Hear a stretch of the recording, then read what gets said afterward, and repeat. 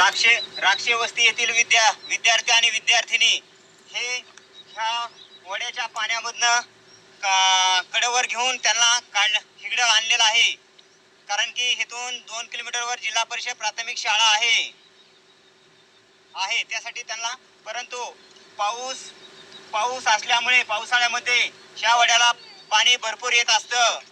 त्यामुळे राक्षे वस्ती आणि शिंदे वस्ती यांच्या मधला हा ओढा.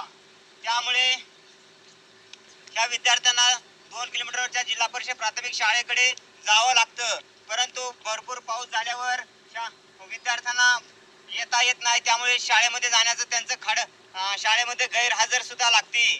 त्यामुळे ह्या ठिकाणी पूल होणं सक्त जरुरीचं आहे विद्यार्थी आणि विद्यार्थ्यांसाठी.